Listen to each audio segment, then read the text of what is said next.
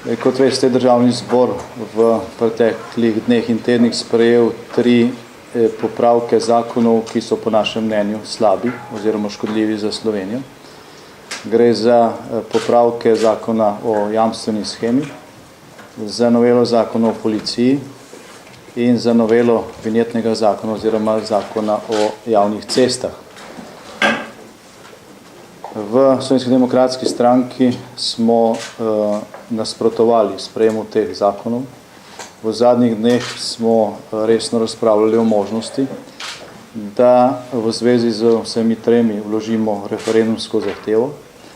Za 2 od teh zakonov smo že do danes zjutraj zbrali zadostno število podpisov s pomočjo tudi nekaterih drugih opozicijskih strank in poslancev narodnosti. Za zakon o policiji mislim, da v tem trenutku še ni zbranih dovolj podpisov, vendar bi jih do konca tega dne, ko se izteče rok, lahko zbrali. Torej so izpolnjeni pogoji, na podlagi katerih bi lahko opozicija zahtevala referendume vseh teh 3 zakonih. Včeraj je bila narejena tudi javnomnenjska raziskava, ki kaže, da bi slovenski volivke in volivci na referendumih vse 3 zakone zavrnili. Kljub temu se je danes naša poslanska skupina, tudi po posvetovanju z ostalimi iz opozicije, ki so prispevali podpise za referendumske zahteve, odločila, da referendumskih zahtev ne vloži. Dilema ni bila enostavna, razlogi, ki so pretehtali, pa so naslednji.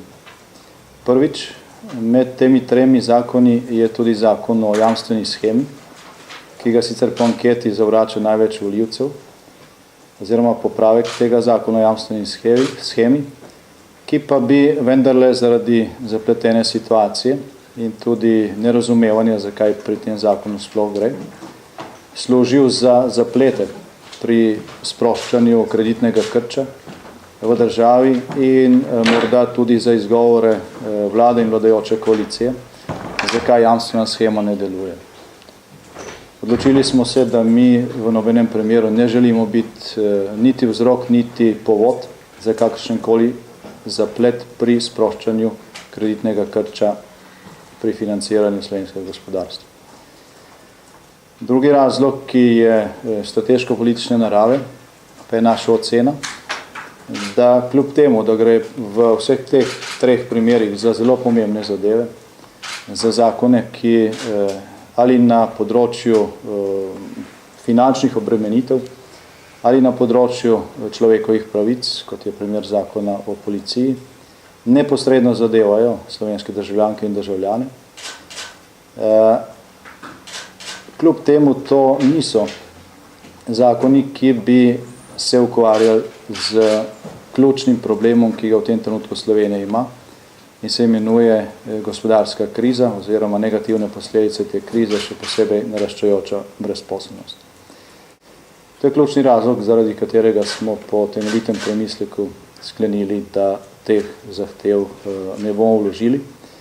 Smatramo tudi, da bi vladna koalicija, ki je najprej ponudila roko v smislu sklenitve partnerstva za razvoj, tudi z opozicijo, vložitev teh referendumskih zahtev izkoristila za nadaljnje zavlačevanje pri odgovoru na našo zadnjo ponudbo, čeprav gre v bistvu za projekt, ki ga na začetku mandata sama predlagala, in bi to samo še bolj odpeljalo razprave stran od ključnih problemov, ki jih imamo v tem trenutku. Smatramo tudi, da so prihodnji meseci ključni za spopad z gospodarsko krizo, od njih bo namreč odvisno, v kakšnem položaju bo Slovenija ob koncu tega leta.